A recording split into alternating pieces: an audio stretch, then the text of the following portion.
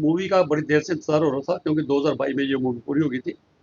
3 4 साल से ये सेंसर बोर्ड में पड़ी है। उसको ये कहा गया कि 127 कट लगाने के बाद उसको रिलीज किया जाएगा। मैं समझता हूँ जिस मूवी में, बड़ी मूवीज जो आती है उसमें 4 5 6 अगर कट लगाए जाएं तो मूवी की जो आत्मा होती है वो चेंज हो जाती है। तो 127 कट लगा के, और प्रोड्यूसर ने कहा भाई 127 कट लगाने के बाद इसकी आत्मा भी खत्म हो जाती है, इसकी अंतड़ियाँ खत्म हो जाती हैं, इसके ऑर्गन्स खत्म हो जाते हैं, इसकी कोई चीज़ भी नहीं बचती, तो फिर फिल्म में क्या चीज़ बाकी बचती है? जो चीज़ें लोगों को दिखाने के लिए बनाई, सच्चाई दिखाने के लिए बनाई जाती है, तो अगर उसमें कट लगा दो। फिर उन्होंने ये फाइनल डिसाइड किया इसे Z5 OTT प्लेटफॉर्म पर रिलीज करें, क्योंकि वह चीज़ें सेंसर बोर्ड के डोमिनेंस में नहीं आती, तो वहाँ पर अनकट वो मूवी वहाँ चलाई गई।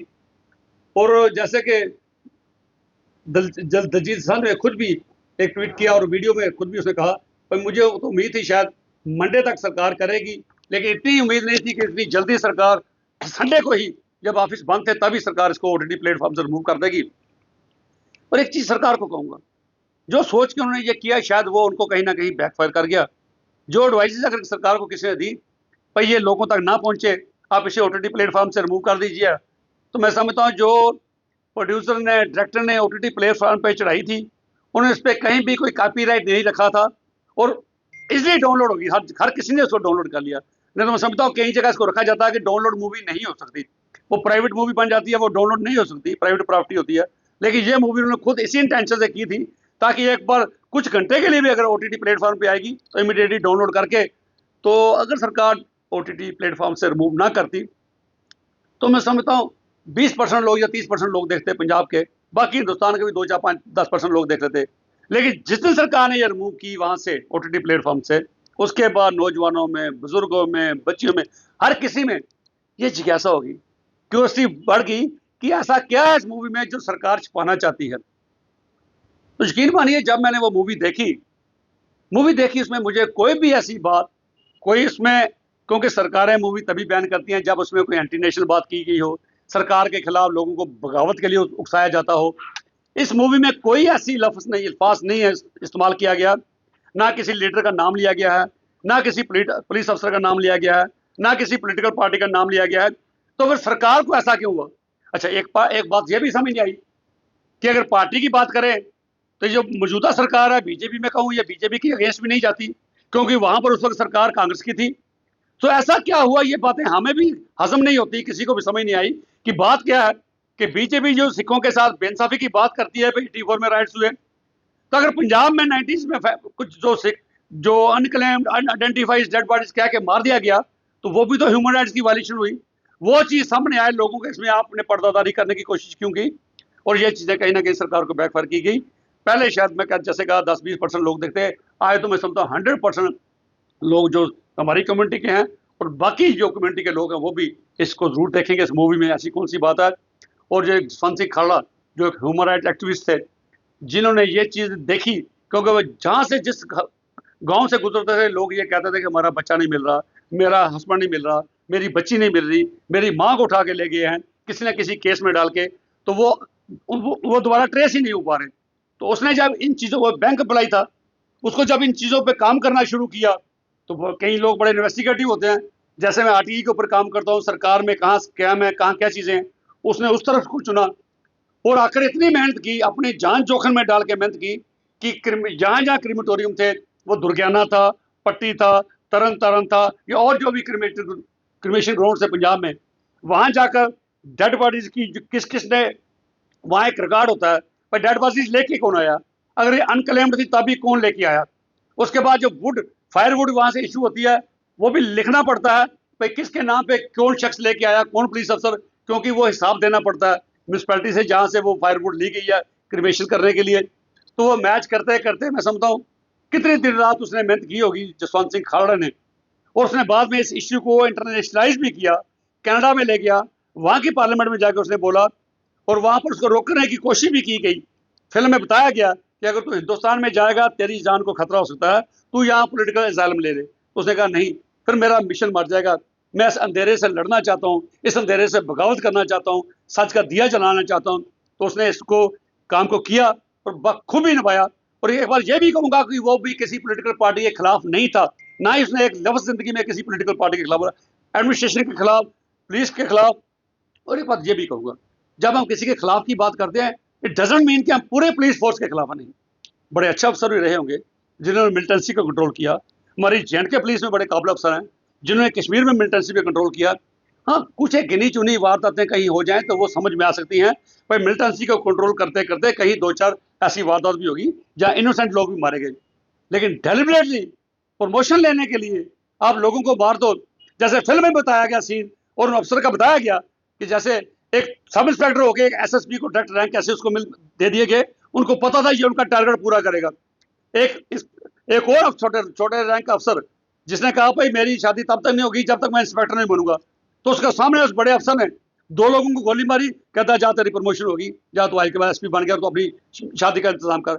मैं इस किस्म का एक मजाकिया तौर पे इंसान की जिंदगी को मजाक की तरफ लेना, और आज भी वो माएँ इंतजार करती हैं, वो बहनें इंतजार करती हैं कि हमारे बच्चे, हमारे बुजुर्ग, हमारी माताएं, हमारे बहनें कहाँ गई। पंजाब में कहा जाता तरन तारण और पट्टी में 20 साल तक किसी घर से कोई बारात नहीं निकली थी, क्योंकि किसी भी एरिया में कोई बच्चा नौजवान नहीं छोड़ा था। आज मेरी बात जब करूंगा फिर मेरे कई नानसिक वीर ये बात कहेंगे कि हिंदुओं का भी वहां कत्ल हुए। बिल्कुल, जो भी इनोसेंट मारा गया किसी भी कम्युनिटी का हो, हम दिल की गहराइयों से उसको कंडेम करते हैं, चाहे ना टेररिस्ट के हाथ से और ना स्टेट टेररिज्म के तहत होनी चाहिए। सो पंजाब की कुछ पुलिस अफसर, गिने चुने पुलिस अफसर, जिन्होंने ये 25,000 लोगों को मौत की नींद सुलाया, और ये नहीं घर वालों को नहीं बताया। पर एक मैं वहाँ हेड कॉप जो पंजाब का था, उसका ये इंटरव्यू एक बार देखा, उसने कहा ये खालड़ा जो ह्यूमन राइट्स की बात करता है 25,000 लोगों की गिनती रोज 25,000 करता है पेपरों में, ये 25,000 लोग मारे नहीं गए हैं, ये 25,000 लोग भाग के विदेशों में चले गए हैं। कोई वहाँ टैक्सी चला रहा है, कोई होटल में काम कर रहा है, कोई वहाँ अपने अपने काम कर रहे हैं, वहाँ ये 25,000 लोग वहाँ चले गए हैं।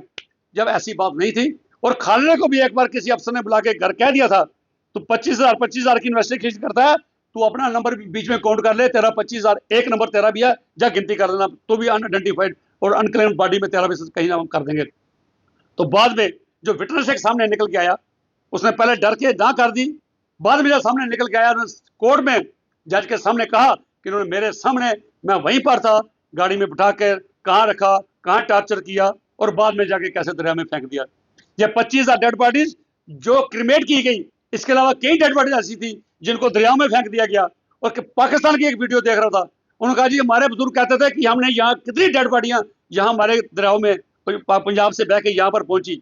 जो बहुत बड़ा जुल्म तशद्दुद हुआ है, और ये कोई एलिगेशन नहीं है, ना मैं एलिगेशन लगा रहा हूँ, खालड़ा ने इन्वेस्टिगेशन करके डॉक्यूमेंट्री एविडेंस इकट्ठे करके ये बात की, और इसको CBI ने भी कन्फर्म किया, सुप्रीम कोर्ट ने कन्फर्म किया कि पंजाब में बहुत बड़े स्केल पे ह्यूमन राइट वायलेशन हुई है। और खाली ह्यूमन राइट वायलेशन, ये इंसाफ अगर मिला सिर्फ खालड़े के केस में 6 लोगों की कन्विक्शन हुई, उसके अलावा 100 के करीब लोगों की और कन्विक्शन हुई। मैं समझता 25,000 डेड बॉडी जहाँ पे अनक्लेम्ड करके जिनको क्रिमेट किया गया हो, उसका इंसाफ कौन दिलाएगा? जब ये हकीकत को ही नहीं कबूलेंगे तो इंसाफ के लिए कौन लड़ेगा? इंसाफ दिलाने के लिए कौन सी सरकारें सामने आएंगी? कभी किसी को इंसाफ नहीं मिलेगा। एक खालड़े को इंसाफ मिल गया, कुछ विटनेस आ गई, बाकी 24,999 लोग वो कौन थे, उनका इंसाफ किस दिन मिलेगा? जम्मू में हमारे 84 पे जो राइट्स हुए, 84 में तलवाड़ा में 17 लोग मारे गए, हमें इंसाफ नहीं मिला, किसी कातिल को सजा नहीं हुई। 89 में जम्मू में 14 लोग मारे गए, 62 FIR रजिस्टर की गई, सब के सब ना अनट्रेसेबल रहे। अफसोस होता है जब सरकारें ऐसे काम करती हैं, सियासी लोगों की मजबूरी बन जाती है। भाई अगर हम कातिलों को ढूंढना शुरू कर देंगे तो हमारी सरकार को डगमगा सकती है, उस चीज़ पे हमें इंसाफ नहीं मिला। चिट्ठी सिंहपुरा में 36 लोग मारे गए 2020 में, हमें इंसाफ नहीं मिला, हमें पता नहीं चला कि हमारे कातिल कौन थे। मैजूर नगर में 6-7 लोग मारे गए, हमें नहीं पता चला कि इन कातिलों को क्या हुआ। तो मैं समझता हूँ ये सरकारों को चाहिए कि इस देशभक्त कौम के साथ ऐसा मजाक मत किया करे। हमने देश के लिए, हमारे गुरुओं ने, हमारे नौजवानों ने, हमारे बुजुर्गों ने अंडमान निकोबार में फांसियों के तख्तों पे चढ़े हैं, उम्र कैदों की वहाँ भुगती हैं, तो हमारे पे शक मत किया करें। हमें इंसाफ की अगर बात करें, इंसाफ दिलाने की कोशिश किया करें, और सच अगर सामने आता था सच को छुपाने की कोशिश मत करें। और मैं सरकार को आश्वासन दिलाता हूँ कि मूवीज हम दिखा रहे हैं, जगह जगह एज ए DGPC में वाइस प्रेसिडेंट होने के नाते किसी किस्म का लॉ एंड ऑर्डर प्रॉब्लम नहीं क्रिएट होने वाली। हाँ, अगर आप दबाओगे, ज़बरदस्ती रोकने की कोशिश करोगे, फिर प्रॉब्लम हो सकती है, वरना हम भी पीस लविंग सिटीजन है, लॉ अबाइडिंग सिटीजन है। कहीं भी किसी जगह जो मूवी देखेंगे, कभी किसी बच्चों को कोई इंस्टिगेट करने वाली बात नहीं है। पीसफुली देख के लोग आ रहे हैं, अपने अपने घरों को जा रहे हैं, उनको तसल्ली होती है, भाई सच तो कम से कम सामने किसी शख्स ने लाया, उसका सलूट करने का दिल करता है उनको। बाकी कोई भी किसी किस्म की कोई ऐसी प्रॉब्लम होने वाली नहीं है। अगर आपका सपना भी गवर्नमेंट जॉब पाने का है लेकिन बड़ी बड़ी फीस बन रही है परेशानी, तो मायूस होने की ज़रूरत नहीं है। मेहनत और सही गाइडेंस से ही हर सपना पूरा किया जा सकता है। जम्मू कश्मीर और लद्दाख का भरोसेमंद और जाना माना कोचिंग इंस्टीट्यूट कैरियर अड्डा पिछले 10 सालों से हजारों बच्चों को एसएससी, जेकेएसएसबी, बैंकिंग, डिफेंस और दूसरी गवर्नमेंट जॉब्स की शानदार तैयारी करवा रहा है। सबसे खास बात यह है कि यहाँ बच्चों को बेहतरीन गाइडेंस के साथ ऐसी तैयारी करवाई जाती है जिससे उनका सिलेक्शन आसान हो सके, वो भी बिना किसी ट्यूशन फीस के। यानी यहाँ आपको मिलेगी फ्री कोचिंग। कैरियर अड्डा में सिर्फ क्लासेस ही नहीं बल्कि हर एग्जाम को क्रैक करने के लिए शानदार मॉक टेस्ट सीरीज भी उपलब्ध करवाई जा रही हैं, जो बच्चों की तैयारी को और मजबूत बनाती हैं। जो बच्चे सेल्फ स्टडी कर रहे हैं वो भी इस सुविधा का फायदा उठा सकते हैं। इसके अलावा बच्चों के लिए फ्री डाउट सेशंस भी रखे जाते हैं, जहां हर सवाल और हर परेशानी का आसान तरीके से हल बताया जाता है। कैरियर अड्डा की मेहनत और बेहतरीन टीचिंग का नतीजा है कि आज 3500 से ज्यादा बच्चे किसी न किसी सरकारी नौकरी में अपनी खिदमत अंजाम दे रहे हैं। अगर आपका भी सपना 2026-27 में गवर्नमेंट जॉब हासिल करने का है तो देर किस बात की। आज ही जुड़िए कैरियर अड्डा इंस्टीट्यूट के साथ और अपने सुनहरे मुस्तकबिल की शुरुआत कीजिए। हमारा पता है कैरियर अड्डा इंस्टीट्यूट, नियर गुरुद्वारा, रिहाड़ी चुंगी, जम्मू। जम्मू कश्मीर की खबरों के लिए जुड़े रहिए जेके अपडेट के साथ।